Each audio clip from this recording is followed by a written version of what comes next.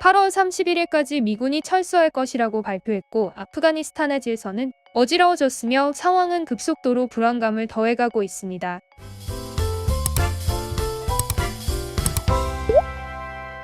특히 미군이 철수를 발표하고 빠르게 탈레반이 아프가니스탄의 정권을 장악했습니다.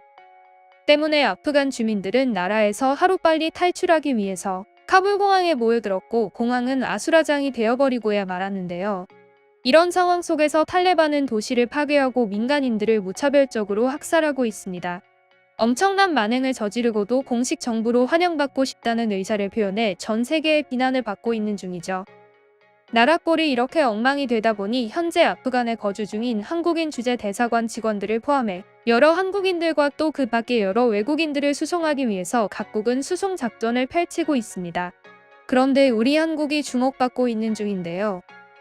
어제 입장 발표가 있기 전까지 전 세계는 한국이 아프간 주민들을 돕기 위한 어떤 구조 활동도 펼치지 않는다고 생각했기 때문입니다. 특히 23일 영국 출신의 한국 프리랜서 기자인 라파엘 라시드는 자신의 트위터 계정에 지난 6월 13일 G7 정상회의 관련 게시물을 공유하면서 세계에서 가장 큰 경제대국 중 하나인 대한민국은 선진국 클럽의 일원이라는 것을 자랑만 하고 있다. 과거 한국을 도왔던 난민이나 아프가니스탄 등 국제적 책임에 대해서는 침묵한다라는 글을 남겼습니다. 그리고 각국의 외신들을 일제히 라파엘의 트위터 계정을 인용해 한국을 비난하는 기사를 내보냈습니다. 그러나 바로 어제 한국 정부의 공식적인 입장 발표에 전 세계는 경악하고야 말았습니다.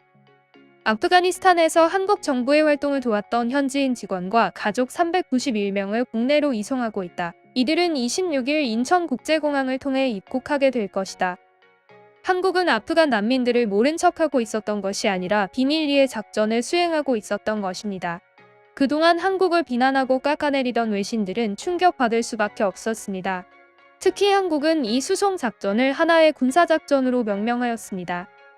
그리고 국방부는 그동안 왕복 2만 킬로미터에 이르는 작전은 전례가 없었고 성공을 기원하고 사선을 넘은 아프간인들에게 희망과 기적이 생겼으면 하는 의미에서 작전명을 미라클로 정했다고 합니다.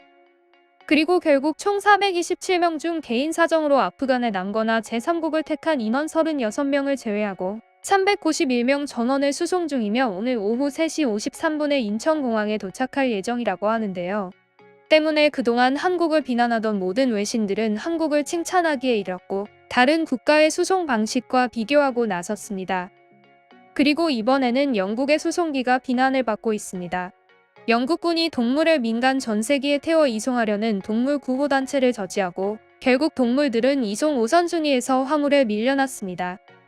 특히 24일 영국 스카이뉴스 보도에 따르면 아프간에서 동물 구조단체 나우자드의 운영자 폴 파딩은 영국군이 군 수송기 탑승을 보장할 수 없다고 하여 결국 민간 전세기를 통해 동물 200여 마리를 이송하려는 시도를 했는데 이마저도 이착륙을 할 수 없다고 저지를 당한 것입니다. 때문에 결국 동물들은 적군의 영토에 남겨지고야 말았습니다.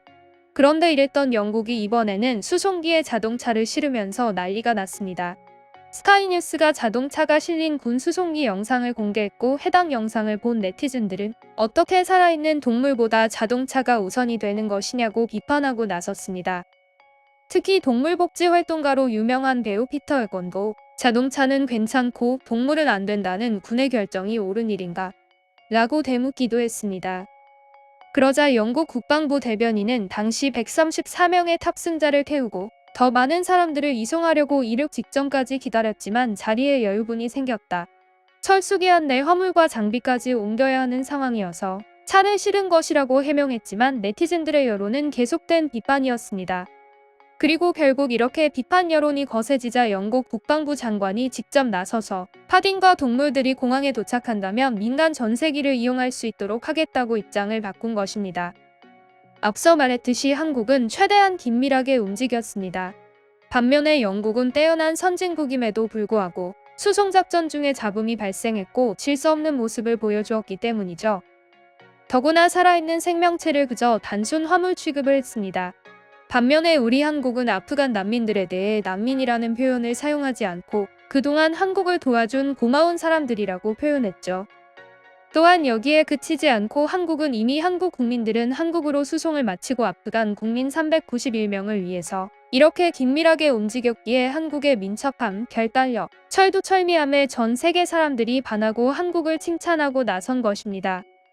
끝으로 이렇게 우리 국민들 모두를 안전하게 수송하고 피해를 입은 아프간 난민들마저도 안전하게 입국할 수 있도록 힘을 쓴 모든 사람들에게 감사하다고 전하고 싶으며, 더불어 아직 끝나지 않은 미라클 작전 피해 없이 마무리됐으면 합니다. 오늘의 영상은 이것으로 마칠 텐데요. 다음 영상으로 찾아오겠습니다. 감사합니다.